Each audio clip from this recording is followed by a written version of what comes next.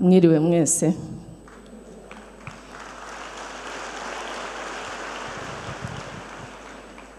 Ubu se dufite amasaha angahe? Ko numva nshaka kubaganiriza. Nyakubahwa notre première dame, tugiye kubanza twigemwe akantu k'igifaransa hano.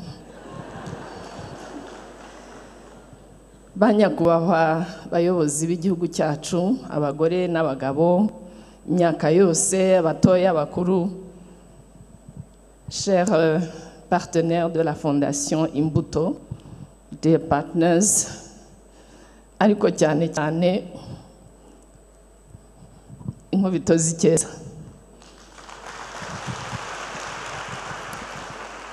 Nagira ngo mbasuhuze kandi mbabwira ukuntu nishimiye kuba ndi hano. Naje nibaza ukuntu bimeze, nkumva ngo abantu bangana gutya, ariko icyo naje ntiteguye ni feeling iri muri iyi sare.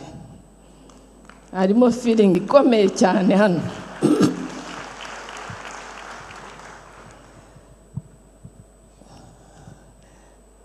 Mu rwego rwo kwiga igifaransa, ndagira ngo tubone traduction ya celebrating 20 years of inspiring girls to excel.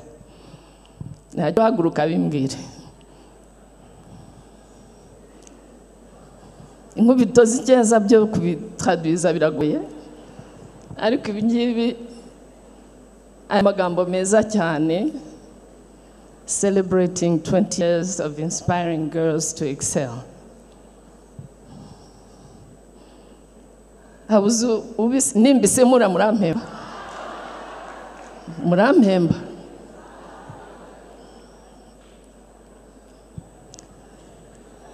Ngegeze. Arahari, ari hehe? Traduction, uri hehe? Merci, mon nom c'est Shkina. Je vais traduire cette phrase en français. Ça veut dire célébrer 20 ans d'inspirer une fille à exceller. Pas mal. Pas mal, pas mal. Le français, il y a une maison de pas mal. Kubera ko kera ntara umuyobozi nakoze akazi k'ubusemuzi naranabyize eka ngerageze ndagendera ku byo avuze kuko biri hafi cyane. Célébrons 20 ans d'inspiration des filles vers l'excellence.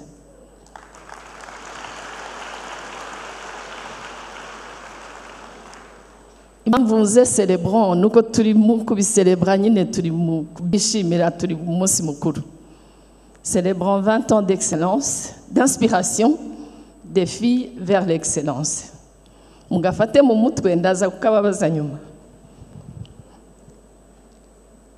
Nagira ngo ntabwo nzongera ngaruke, niyo mpamvu mbabwira bikeye no munsi.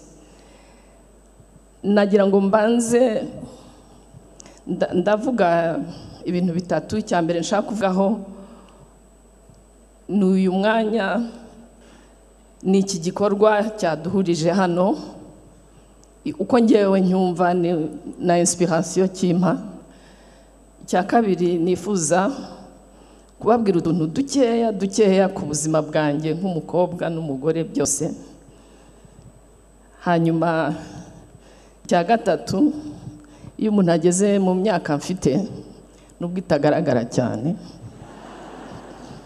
iyo umuntu ageze mu myaka mfite ari kumwe n'abakobwa basobanutse nkamwe, abasigira akantu k'impanuro. Reka mbere rero kuri iki gikorwa. Nyakubahwa première dame wacu, nkamwe nanjye première dame ndamukunda cyane. Icyo mukundira ubwo si umuntu mukunda cyane nayo mashyi.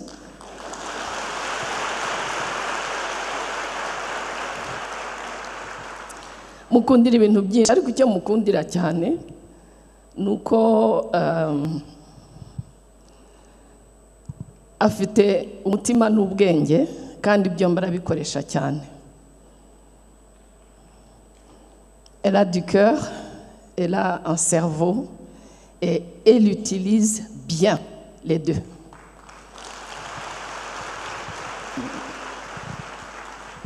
Buriya rero kugira cerveau ariko cœur idahari ntabwo kenshi ntabwo bikora neza. Byombi arabifite.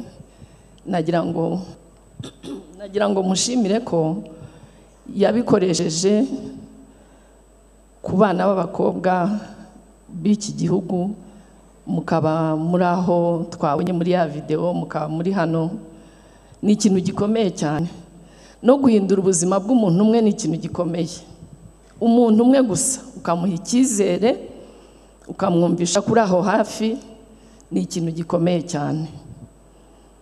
Numvise ngo ibihumbi 7 birenga, buriya bihumbi 7, buri wese afite ibindi bihumbi, nawe agenda ha inspiration.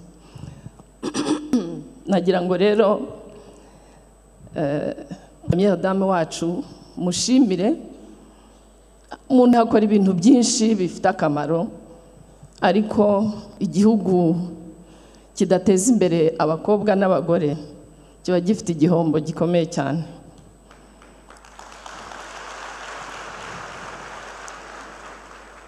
Igihugu cyacu rero icyari kuba igihombo cyavuyemo excedent. Igihugu cyacu cyarungutse cyane. Nagira ngo mbimushimire ku buryo bw'umwihariko, kandi n'igikorwa tubona ko kizakomeza. Hari byinshi byiza bikiri imbere. Igikorwa nk'iki nahoze mbwira President wa Cour Supreme twari kumwe twinjira hano ko nifuza kuba narabayeho mfite imyaka nk'iyanyu hari ibyiza nk'ibi. Nagize amahirwe yo kugira ababyeyi beza cyane, ari data ari mama bose barabyeyi beza. Ariko kugira ababyeyi ukagira inshuti bikagarukiraho nta kindi kikuzamura nk'igihugu, nabyo haba harimo akantu k'igihombo. Rero iki gikorwa murasa neza, muziki mwiza, kandi wasanga na DJ ari umukobwa.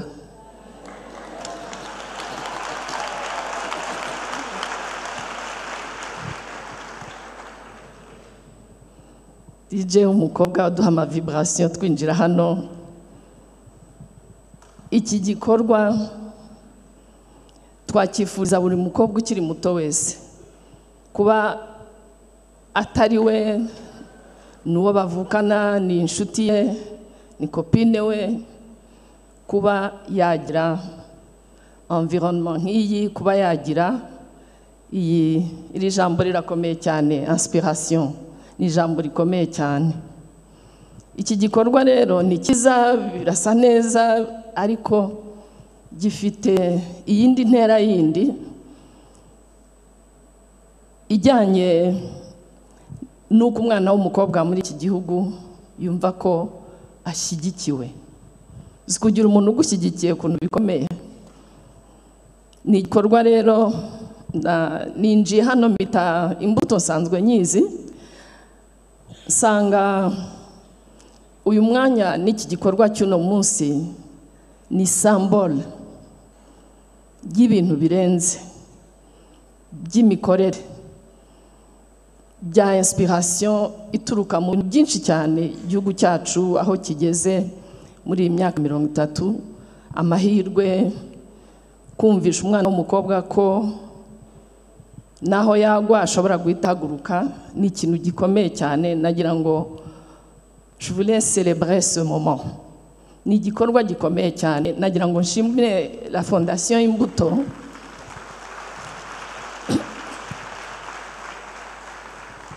nagira ngo nshimire la fondation imbuto ndayizi na nje ngarutse mu gihugu nje gukora imirimo ya leta ndumva naratumiwe n'imbuto nka kabiri kujya gutanga ibihembo Rulindo na Nyamasheke. Gutanga ibihembo rero nabyo ni intambwe ya mbere. Hari ibindi bikomeye n'urugendo rwose rukugeza ku bihembo n'igikurikiraho. Nyuma y'ibihembo twabibonye mu buhamya bw'abakobwa beza. Buriya mu Kinyarwanda ukomeza uri umukobwa, kuko umukobwa n'akantu k'agaterme karyoshye. Niyo umuntu akuze, umuntu arakubwira ati wa mukobwa we. Ni ijambo ryiza cyane. Iyi inspiration rero imbuto naho yakora ibintu bikeya nzi ko ikora byinshi cyane, ariko igatanga inspiration ku bana b'abakobwa. Ni ikintu gikomeye cyane. Nagira ngo dutekereze twese, nta muntu udafite umwana w'umukobwa, afite mwene wabo, afite abisengeneza kuko mu kanya batubwiye, Ministre Console yatubwiye ngo tuve hano dufite intego twibaza. Natangiye gutekereza abana b'abakobwa dufite icyo dupfana, yes ni benshi. Ndava hano mbabwira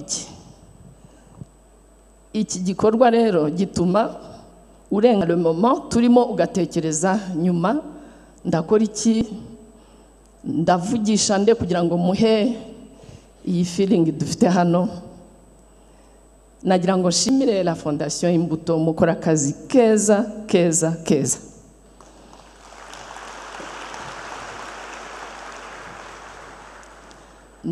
Ndizera ko nka Michel yavuze ngo hari ba Michel batoya, ngende Michel mukuru. Ndizera ko nanjye mva hano nawe iyi titre. Ubu sindi inkubito y'Icyeza honoraire.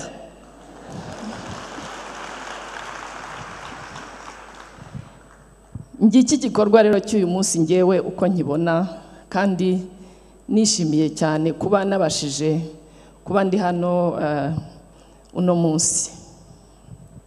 Cyo ni cyambere. Ngewe rero nk'umukobwa w'umunyarwandakazi, ubuzima bwanjye burimo ibintu byinshi. Ndagenda mpitamo dukeya. Navukiye hano mu Rwanda muri Kigali. Ababyeyi banjye bombi bakomoka muri za Kigali yo hirya. Mu myaka ya za 60 ubwo ngana n'abamwe mu babyeyi banyu. Sinshaka kubaho umwaka kugira ngo mutamenya imyaka mfite. Nkurira mu muryango w'ababyeyi. Nge navutse ababyeyi banjye barahunze aho bari baraje hano hafi mu mujyi wa Kigali. Ubu ngubu muri iki gihe byitwa internally displaced. Ababyeyi banjye bari barahunze, ariko barahungiye mu gihugu, baza hano hafi ya Kigali ahari mu murenge wa Jabana no munsi Kabuye. Navukiye kuri CHK, yari icyubakwa itaruzura. Mvukira ahantu hitwa kuri Pavillon, ubwo ni nka maternité hari. Imyaka ya mbere niga kuri École primaire Saint Alexis y'Ikabuye. Ishuri ryari ryarubatswe na marume umusaza witwaga Alexis Karekezi. Niho nize ndangiza amashuri. Rimwe na rimwe nkabo wa mbere abahungu bagashaka kunkubita abo twiganaga. Ndaharangiza njya kwiga amashuri akurikiyeho. Nabonye lycée Notre Dame de Cîteaux hano iri populaire cyane. mukuru wanjye niwe wahize ariko nanjye nize muri Notre ndaza kumubwira ko Notre Dame de Citeaux ikomeye cyane niwe wahize ngewe nize ariko nanjye muri Notre Dame ariko itari de Citeaux mwe muri tanga amashyi nize muri Notre Dame d'Afrique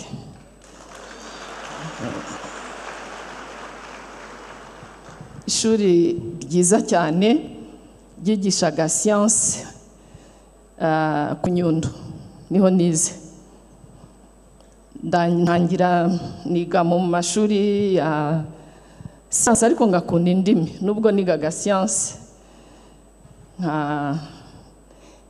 namaze igihe nshinzwe laboratoire ya chimie ariko umva icyongereza igifaransa ngumva ndashaka kwiga indimi ndarangiza muri Notre Dame d'Afrique aho gukomeza muri science nsaba kujya kwiga indimi njya kwiga muri Université y'u Rwanda muri Nyakinama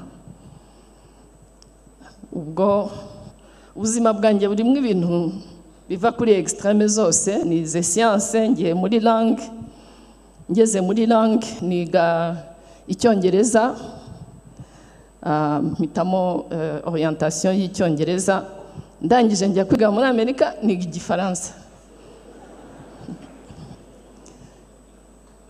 ariko kwiga igifaransa byari ukugira ngo mbone na bourse kuko université yari ikeneye aba francophone byatangiye kera bya francophone université yari ikeneye aba francophone bituma na rwa rukundo nari maze kugira rw'indimi ndangije icyiciro cya mbere njya kwiga masters muri Université ya Delaware ni kuri Côte Est ya Amerika hagati ya Washington na New York niho nize leta ntoya ngezeyo bambazaga ngo ariko ngo how did you get to this small place uvuye ahantu bumvaga mvuye ahantu kure muri Afrika mbabwira n'igihugu cyanjye nacyo nuko kingana so I'm comfortable ndiga niga maîtrise mu gifaransa hanyuma nkora na diplôme ya interprétation gifaransa n'icyongereza bituma université impa akazi k'ikiraka muri laboratoire de langue nigisha abanyeshuri batungana bo muri université nkafasha abarimu teaching assistant nkabigisha igifaransa nkajya ntanga za dictée nkakosora ama devoir ibintu nk'ibyo bigatuma nkora amafaranga atuma njya muri vacances ko nararebaga nkabona ukuntu amashuri ahenze nubwo nari mfite bourse ariko hari igice kimwe ababyeyi bagombaga kunyishyurira nkicara nkibaza nagezeyo murabona umuntu uvuye mu Rwanda ukajya nafite imyaka 23 umuntu uvuye mu Rwanda ukajya kwiga ahantu kure ntarakandagira Uburayi naciyeyo gusa ngenda mu ndege nari ntarahakandagira ahantu hakomeye cyane kure narageze ni Nairobi nageze mu gihe gitoya haza ubukonje bwa hiver nayirebaga mu mafilme nkabisoma mu bitabo nari ntaraba ahantu ari ubukonje nk'ubwo numvise aho ubyuka ari nka saa 12 saa 1 za mu gitondo ukagira ngo buracyari ninjoro cyane ndaza kubigarukaho kuko mu buzima kenshi cyane on va devoir s'adapter bidusaba kwiadapta kwimenyereza ikintu gishyashya kwimenyereza ikintu gishya rero cyane cyane yari kiza kigufitiye akamaro bituma urenga uko usanzwe ukora n'ibyo usanzwe ukunda sinzi niba muri mwebwe niba nde bakunda grasse matinée akunda kuryamira muri hehe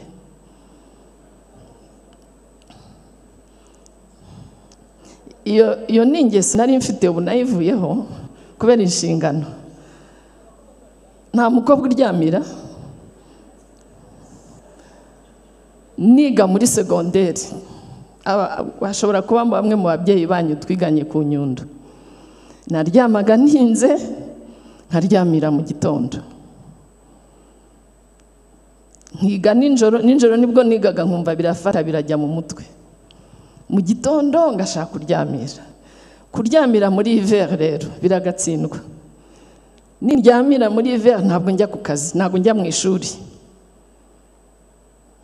Adaptation, kumenyera ikintu gishyashya aho ugeze, ukareba ukiga ukareba uko abandi babaho.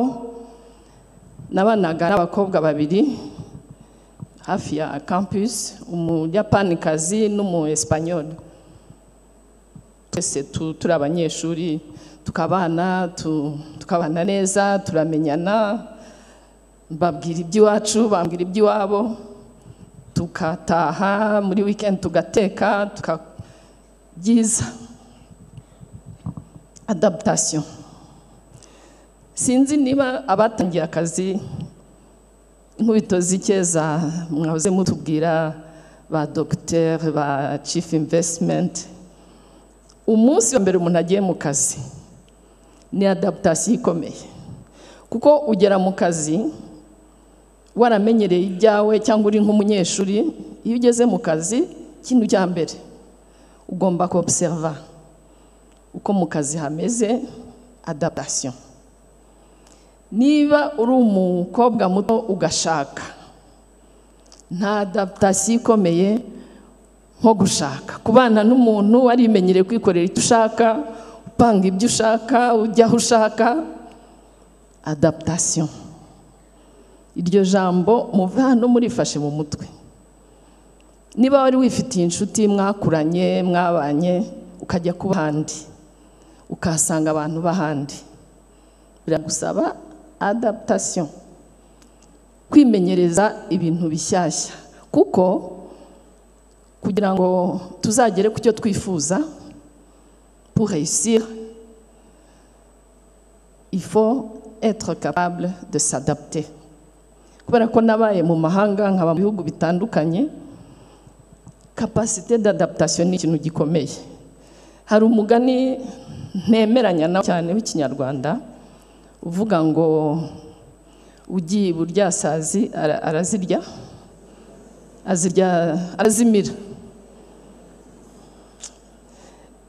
Iyo adaptation rero imira ibintu byose, nayo adaptation yangiriye akamaro ngewe ni ugufata akanya nkareba abantu, imico yabo, bimwe nkabigaya, ariko ushobora kugaya umuntu wabimubwira bigatuma mushwana. Kuobserva, ukareba ibintu, ukareba ukuntu abantu babaho,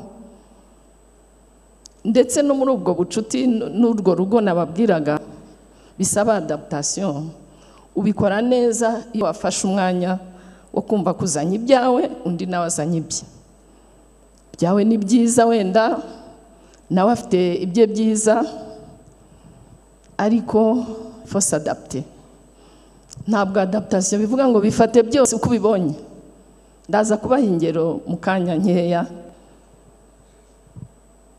Ugomba kuba discriminant.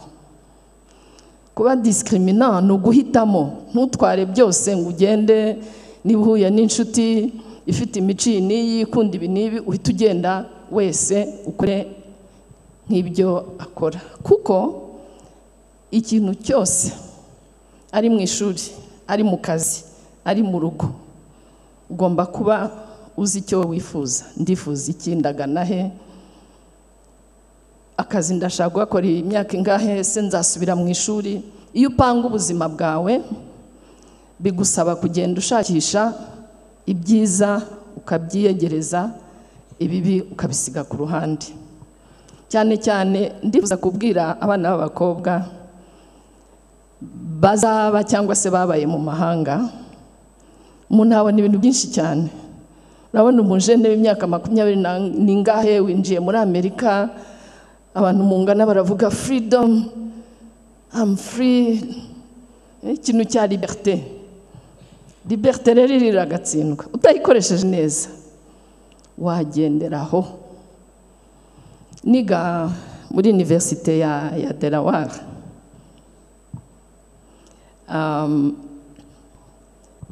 Muri weekend twajyaga muri ambiance mu mujyi wa Philadelphia. Philadelphia ntabwo ari kure cyane, ni nk'isaha imwe.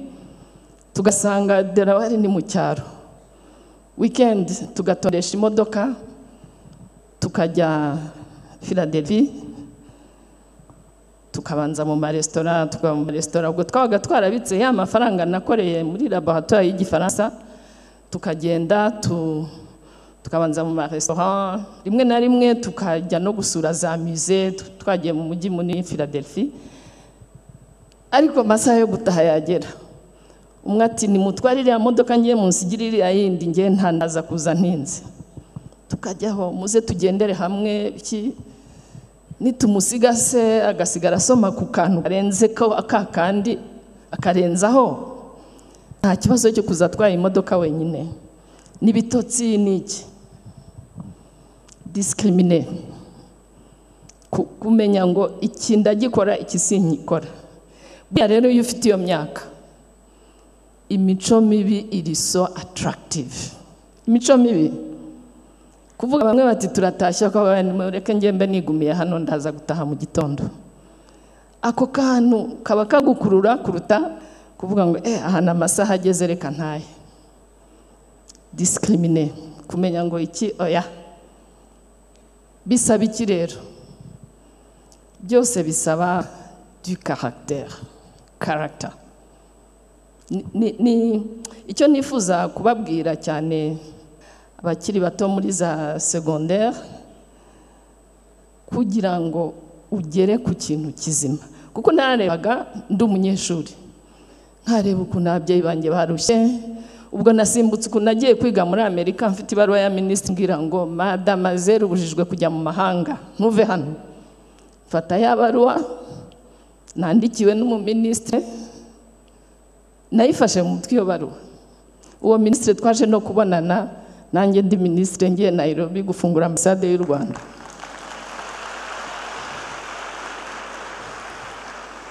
Buri ubuzima ntako busa. Naje kuba minisitiri, njya gufungura ambasade nshyashya y'u Rwanda Nairobi. Wa minisitiri yanyandikiye ngo ubujijwe kujya kwiga mu mahanga. Fata ya baruwa, umunsi wo kugenda nyishyira mu isakoshi, nicara mu ndege ndagenda. Nyuma y'imyaka irenga 20 nza guhura na wa minisitiri, njya kumusuhuza ko ni umusaza. Muco w'ikinyarwanda ratubwira ngo iyo umuntu akuze, nkamubona ndamuramutsa ndamwibuka, ariko twaramukanye nkabona aratitira, andavuga n'icyo nashakaga nakigezeho, reka mbyihorere. Caractère ni ikintu gikomeye cyane cyane, kandi caractère ntawe uzayiguha. Ababyeyi bakugira inama, milieu bakuriyemo ikagira uko nayo guha uburere, ariko ikintu mu bintu bikomeye nshaka kuva hano mbabwiye, l'effort personnel. Ingufu wowe ku giti cyawe wiha kugira ngo ugere ku cyo wifuza. Effort. Nta kintu na kimwe. Sinababwiye ukuntu nageze mu ishuri nkabona iveri ya mbere, nabyuka ngasanga haracyari ninjoro, ngomba gufata bisi njyana kuri campus gushakisha amashuri university rimwe abantu 40,000 kugira ngo nzibuke building nigamo n'iki, nkasanga ntibukererwe. Kuva muri kiriya gitanda mu gitondo muri hiver bisaba effort ikomeye cyane, ariko nkabyuka ntabwo ubuse reka mbyuke nkiruka nkajya muri douche nkahagarara hanze nejirimo kugwa nkategereza bisi. Kuko naravugaga ababyeyi banjye ukuntu barushye bishyura extra, kuko ntago bourse yakuvuraga ibintu byose. N'ukuntu numva mbakumbuye nshaka gutaha nayo byari byo, nkibaza ubu ngubu bambonye ngarutse, amafaranga nayaguze tike ndatashye, bangaya babona ko nagiye gukora iki. Ibyo bikanera izindi ngufu. Nari umunyafrika umwe kuri universite, nabyo bigatuma nshaka gukora effort irushijeho kuko naravugaga ntabwo bari bamenyereye abanyafrika, hari abanyamerika birabura basanganywe, nkibaza kugira ngo bazasuzugure undi munyafrika uzaza kwiga hano, ngomba gukora uko nshoboye nkaza mu wa mbere, A+ student, nkakora effort kugira ngo batazavuga ngo aba abanyafrika. Nari n'umukobwa umwe mu ishuri muri département des langues. Effort, inspiration, effort, byose biri personnel, discriminer biri personnel, guhitamo ngo iki sinyikora, iki ngiki nubwo ndi tenté, I'm tempted, ikireka nkireke. L'effort personnel, iyo wiganiriza we ku giti cyawe, cyane iyo uri muri iyo myaka ufite utuntu twinshi twirukanka mu mutwe, ureba ibindi, ureba abandi. Il faut savoir discriminer, guhitamo, kuko nyuma biragukurikirana. Iyo ugeze mu buzima imyaka igenda, bituma ubasha no guhitamo. Kindi kijyanye n'ubuzima bwo mu bihugu byinshi, kandi twebwe nk'abanyarwanda noneho ukuntu ari ikintu gikomeye, identité. Identité yacu ntabwo ari ya yindi tujya gukura muri ID center. Identité, c'est qui tu es vraiment. Identité yacu rero nituma n'abandi babana natwe batwubaha. Iyo ushatse kujya gukopera identité y'undi muntu, wabikora ukabikora nabi, cyangwa se ugakora uko ushoboye, ariko buriya tu n'es pas toi-même. Identité yacu nk'abana b'abakobwa b'abanyarwanda, icyambere ni nziza, ariko ni nayo igomba buri gihe, niyo conscience yacu, niyo umutima nama wacu, notre identité. Uragiye uvuye mu Rwanda ugeze muri Amerika, usanze bafite imico n'iyi. Ndibuka nkigera kuri campus kuwa gatanu ku mugoroba, abanyeshuri bajyaga mu tubari aho hafi ya université, njyayo rimwe kabiri, ariko ubanza nari kuhaguma. Icyo nabyangiye, harasakuzaga, byarasakuzaga, imiziki, mbona bibaye akavuyo cyane, bituma mbireka. Ndabireka. Friday dutangira ibintu byo kujya duteka, umu Espanyol agateka, nanjye ngateka, buri wese akazana iby'iwabo, tukikorera amasoire yacu n'abandi banyeshuri baturutse hirya no hino. Identité rero muri biriya byose iyo uyibuze biragukurikirana. Ngewe kubera ko ibintu byinshi byiza nzi byo kubana n'abantu, kugira urugwiro, kugira, murabizi ibintu abanyarwanda batwigisha. Iyo ukiri muto urabyumva, ariko ukumva nta traduction bifite kuri wowe, ukabyumva mwirinde ibi. Murabizi ko ababyeyi b'abanyarwanda, nibaza ko nuba ariko bimeze, ndabyizera, ariko ababyeyi icyo gihe cyacu, nk'umwana w'umukobwa barakubwiraga wirinde iki, abahungu ntibazagushukira amafaranga, ntuzajyane n'abantu utazi, ujye buri munsi babaga bagufitiye. Ababyeyi bacu twabitaga abasherifu, kubera gusoma za bande dessinée n'iki, tuzi abasherifu.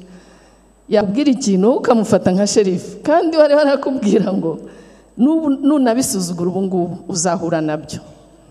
Kujya mu mahanga rero, mfata urugero rwanjye, uvuye hano ugiye muri Amerika, usanze buri wa gatanu ku mugoroba imodoka ziragonga, abataha bataye umutwe, abananirwa gusubira mu ishuri mu gitondo.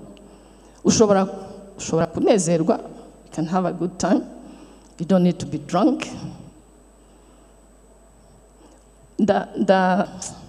Hari ikintu cyiza cyane mama wambyaye yambwiye, ngitekerezaho ngaseka, ariko ni ikintu cyiza cyane, ndakazana munota umwe muri conclusion.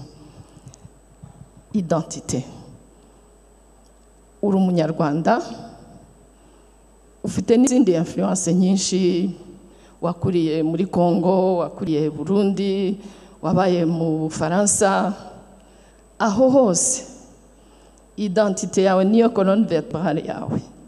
Iyo identité rero murabizi ko sinzi niba muracyari bato kurwara umugongo, ariko iyo ufite akantu gatuma umugongo utameze neza, ni nk'iyo identité yawe idahagaze neza. Uruyu ariko urashaka kuba n'uyu, bishobora gutuma ubabara mu mugongo. Identité yacu nk'abanyarwanda kuri iki gihe n'amateka yacu n'ukuntu twayabayemo naho tugeze uno munsi, c'est un sujet de fierté. Birashimishije kuba umunyarwanda uno munsi. Birashimishije kugira identité rwandaise. Benshi cyane iyo muzunguruka hirya no hino mu mahanga murabizi, iyo ugiye bakareba, vous êtes de quel pays? Rwanda. Nta gihe ngewe nko muri iyi myaka tuvuge 15 ishize ntajya mu gihugu cy'amahanga bakubaza uruwa hehe, kuba abantu bakunda kubibaza cyane. Iyo uvuze iwacu ni mu Rwanda, ubona abantu bafunguye amaso, bafite amatsiko, bafite curiosité positive. Nta kintu cyiza rero nk'icyo. Aho ugenda bakavuga turi ava mu gihugu cy'abajura, ufite iminsi ngahe mu gihugu cyacu ntuyirenze. Identité y'u Rwanda ni précieux. C'est quelque chose de précieux. Identité y'u Rwanda muyikomereho, tuyikomereho, ugende ufate ibya hariya, kakajambo ka discrimination bimwe bireke bindu bigire, nurangiza ya identité ntuzayisiga. Ugendana nayo. Niyo ushatse kugira identité y'abandi ntago bigukundira. Nabo rega buriya bakureba bagasanga waje kubatwara espace, waje kubabuza umwuka. Ndabona igihe sinabwiye ko mfite ibintu byinshi byo kubabwira. Ngiye kujya kuri conclusion, ariko nzagaruka ko hari ibindi. Ubwo nabaye nkubito y'ikeza honoraire. Mu magambo makeya, kamere kuri kakandi umubyeyi wanjye yambwiye, icyo gihe simbyumve neza nkanaseka nkumva, kandi kajyanye n'ibyo byose bya identité, byo kuba discriminant, byo gukora effort personnel. Mwana wanjye ugiye kwiga muri interna, uvuye mu rugo, nibyo cisha make nkubwire. Umwana w'umukobwa ufite imyaka nk'iyawe ugomba kumenya gutandukanya ibintu bibiri. Gutinyuka si ugushanuka. Iyo utinyuka biguha ko abantu bakumva, bakumenya, babona ko ufite n'ikintu gifatika ushaka kuvuga.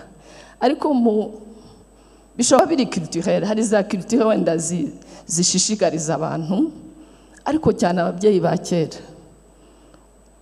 Umenye gutinyuka, utinyuke, ugire présence, ariko gutinyuka si ugushanuka.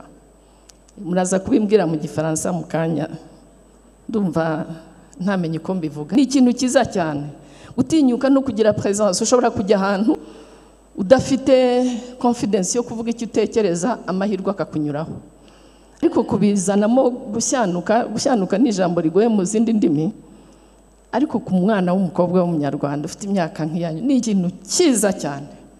Gutinyuka, kwigirira icyizere, ariko ukageraho garukiriza kugira ngo gutinyuka bitaba gushanuka. Icyo ni cyambere. Cya kabiri nababwira, nta kintu cyiza nko kugira akamaro abandi bantu. Niyo mpamvu byo navugaga kuri première dame wacu, nibyo imbuto ikora, kugirira akamaro undi muntu, kuba généreux. Ni ikintu cyiza cyane iyo ukiri muto. Hari ubwo utangira gukura ukavuga uyu namufasha iki, nagira iki. Kugira inshuti yaba ifite ikibazo ukayiba hafi, kugira umuntu ufite icyo akeneye wowe ufite byinshi ukamuhaho, ni ikintu cyiza. ngiye nemera ko no mu buzima bituma nawe ugira amahoro, kugirira abandi akamaro, cyane cyane abo mungana, ukamugira inama akagutuka cyangwa akagusuzugura, ariko ujye ubikora. Kugirira abandi akamaro ni ikintu gikomeye cyane, kuko buriya ibyo batwigisha, ibyo bita les valeurs, ubu ngubu values, abanyarwanda bazibonye kera cyane. Sinzi ko hari umuntu ababyeyi be batagiye bigisha utuntu nk'utwo, kugira neza, murebe ibintu byose ababyeyi batwigisha, ni ibintu byiza cyane. Kuba rero twaragiye muri modernité, ibintu byose turabikoresha, intelligence artificielle, tugeze ahandi hantu, ntibikatwibaze ko ya identité, ya colonne vertébrale yacu tuyipreserve kugira ngo tugumane ubunyarwanda bwacu. Kuba umunyarwanda ukaba n'umukobwa noneho ntako bisa. Identité yacu ni ikintu gikomeye cyane, kugira akamaro, ça fait partie de notre identité. Buriya egoisme ni ikintu mu Kinyarwanda barabyanga cyane, kwibuka undi muntu akantu gatoya gashobora kumushimisha, we ntacyo kakutwaye. Icya nyuma narangirizaho nuko ibi byose mbabwira n'impamvu ngewe nishimiye kuba ndi hano n'ubutaha nzitumira, nuko ngewe je suis inspirée par l'inspiration ya Imbuto ku bana b'abakobwa. Ça m'inspire kubona ndi mu gihugu gikora ibyo twabonye muri iriya video, biranshimisha cyane kuko ndazunguruka nkareba isi yose, narayirangije nyizunguruka. Iyo ubonye ukuntu ibyiza, nta gihugu kitagira ibibazo, iby'igihugu cyacu murabizi, bamwe n'abakiri bato bimwe mubibona no muri iyi minsi. Nta gihugu kitagira ikibazo, nta muryango utagira ikibazo, nta famiye itagira ikibazo, ariko tugomba kuba mu bantu bagerageza kugabanya ibibazo, ahubwo tukazana ibisubizo n'ibintu byiza. Je remercie très sincèrement la Fondation Imbuto d'être une inspiration des jeunes filles, et moi-même, vous m'inspirez beaucoup. Merci beaucoup.